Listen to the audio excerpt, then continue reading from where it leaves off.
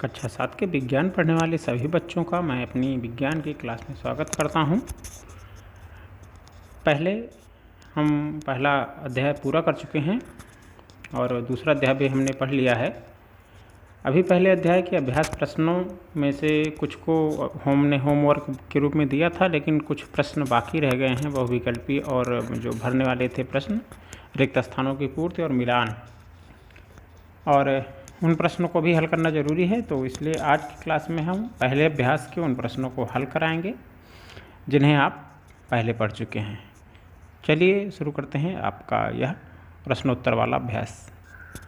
पहले पाठ को पढ़ने के बाद हमने यह सीखा है कि विज्ञान के नियमों एवं सिद्धांतों के प्रयोग से कार्यों को सरल बनाना ही प्रौद्योगिकी है।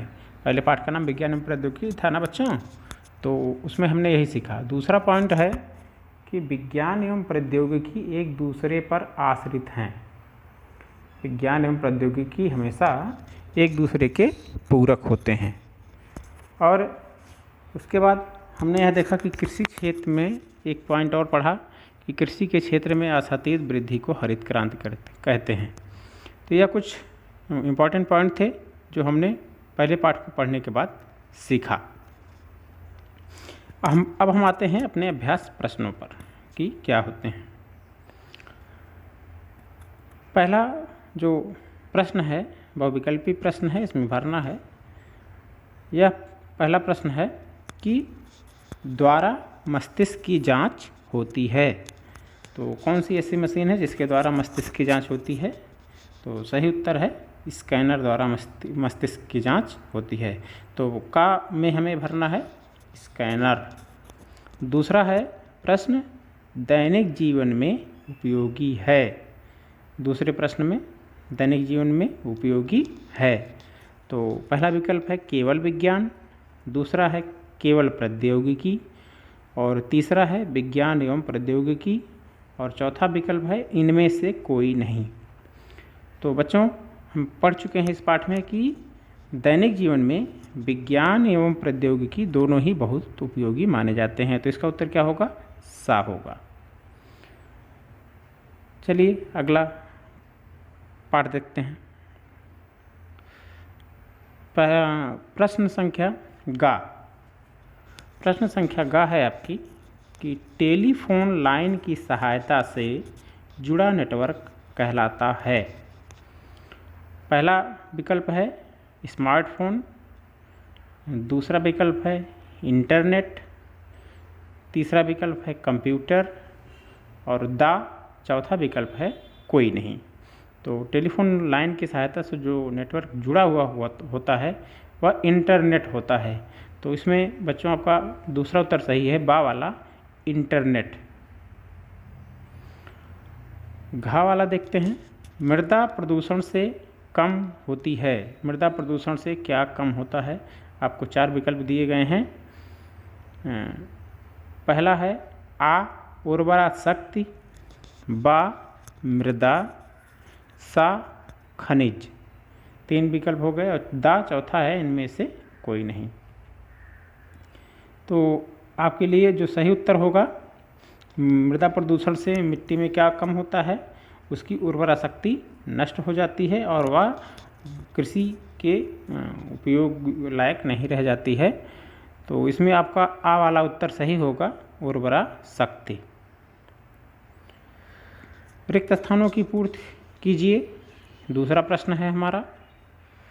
दूसरे प्रश्न में का है द्वारा शरीर के अंदर के भागों की जांच होती है। तो जो मशीनें पढ़ी हैं हमने, अल्ट्रासाउंड, एक्सरे, एंडोस्कोपी, उसके द्वारा शरीर के अंदर भागों की जांच होती है। तो इसमें आप अल्ट्रासाउंड भर दीजिए कि अल्ट्रासाउंड द्वारा शरीर के अंदर के भागों की जांच होती है। तो का में क्या भरना है? अल्ट्रासाउंड। नोट करते जाएं किसी कॉपी पे कि का में हमें भरना है अल्ट्रासाउंड। नोट कर लिया आपने। अब खा देखते हैं। 3 शब्द भरने हैं। लिखा है और मनोरंजन के साधन हैं। तो कौन कौन से मनोरंजन के साधन हैं? उनके नाम हमें 3 नाम भरने हैं। इसमें 3 जगह दी गई है शब्दों के भरने के लिए खा में। तो मनोरंजन के जो साधन हैं आज के विज्ञान प्रौद्योगिकी के समय में, उसमें है टीवी, मोबाइल और कंप्यूटर। इसमें नोट कर लीजिए, खा में क्या क्या भरना है, टीवी, मोबाइल और कंप्यूटर, 3 मनोरंजन के साधन हैं आज के समय में। अगला प्रश्न देखते हैं, गा।